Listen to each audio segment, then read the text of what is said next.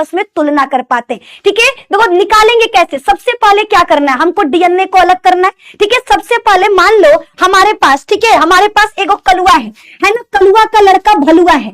ठीक है, कलुआ और कलुआ का लड़का है ना, भलुआ पढ़ने में 1 नंबर का गधा है। अब कलुआ कह रहा है तुम हमारे लड़का नहीं हो, काहे कि हम इतने तेज हैं और तुम इतना गधा हो, तुम हमारा लड़का नहीं हो सकते। अब भलुआ रो रहा था, वो हमारे पास आया। ठीक है, वो बोला मैडम जी कल्लू पापा बोल रहे हैं हम उनके लड़के नहीं हैं। हम क्या अभी पता लगाते हैं कि तुम उनके लड़के हो कि नहीं हो। ठीक है, अब अभी पता लगाते हैं। हमने क्या किया, सबसे पहले कलुआ की कोशिका से डीएनए को निकाला, फिर हमने भलुआ की कोशिका से डीएनए को निकाला। ठीक है, डीएनए को निकालने के बाद हम क्या करेंगे, सबसे पहले डीएनए को निकालना है। फर्स्ट स्टेप क्या है, कोशिका से डीएनए को निकालना है ना।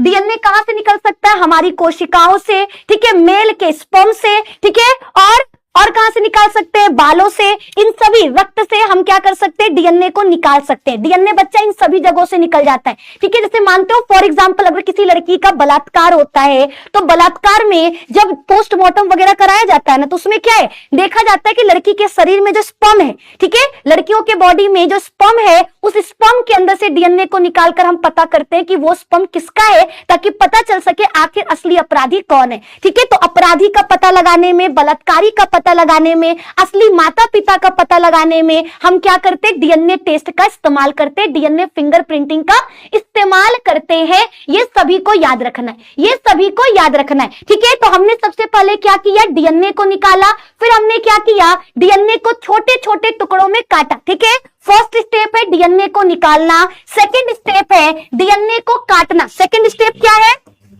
हमको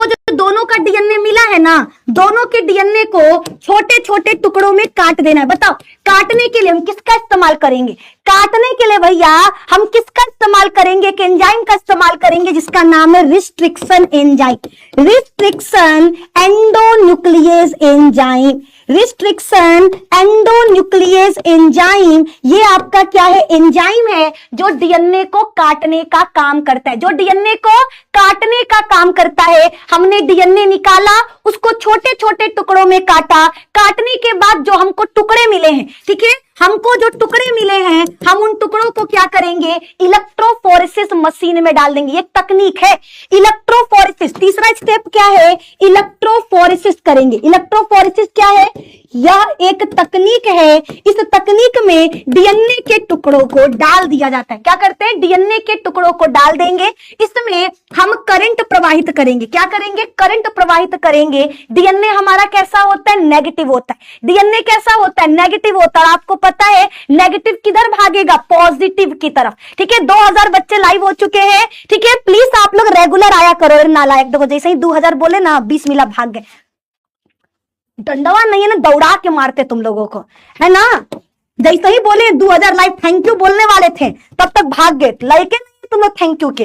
ठीक है, तो तीसरा स्टेप में क्या करेंगे, इलेक्ट्रोफोरेसिस। इलेक्ट्रोफोरेसिस का मतलब क्या है, यह एक तकनीक है जिसमें डीएनए के सभी छोटे छोटे टुकड़े को डाल दिया जाता है, जिसमें एगारोज जेल मौजूद होता है। ठीक है, इसके अंदर क्या होता है मेरे दोस्त, याद रखना, इसके अंदर एगारोज जेल मौजूद होता है। क्वेश्चन आएगा एगारोज जेल किससे प्राप्त होता है, परीक्षा में सवाल आएगा एगारोज जेल किससे प्राप्त होता है। आपको याद रखना है एगारोज जेल समुद्री घास से प्राप्त होता है। समुद्री घास से हमको क्या मिलता है, एगारोज जेल मिलता है। ये इसके अंदर है, हमने डीएनए के टुकड़ों को डाल दिया, करंट प्रवाहित किया, करंट प्रवाहित करने पर हमारा जो डीएनए का टुकड़ा है वो पॉजिटिव साइड भैया कैथोड की तरफ क्या होगा, भागेगा, है ना। ये हमारा क्या है, नेगेटिव है ना, तो किधर जाएगा, पॉजिटिव की तरफ। ये हमारा नेगेटिव है तो किधर जाएगा बच्चा, याद रखना पॉजिटिव साइड में जाएगा। किधर जाएगा, पॉजिटिव साइड। ठीक है,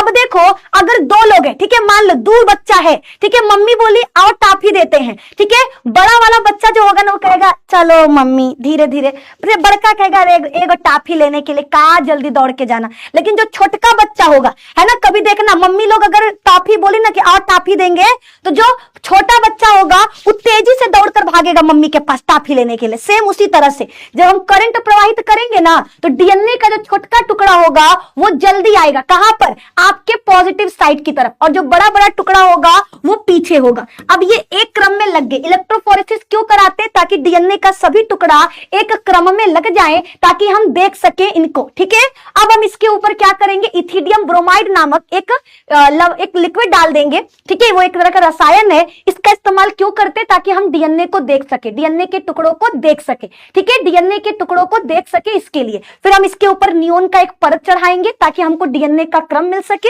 अब हमारे पास दो क्रम है, मान लो यहां पर इसके पास ATGC है। ठीक है, और जो हमारा भलुआ है उसका भी ATGC है। देखो इसका भी 0.1%, 99.9% तो सबका सेम है।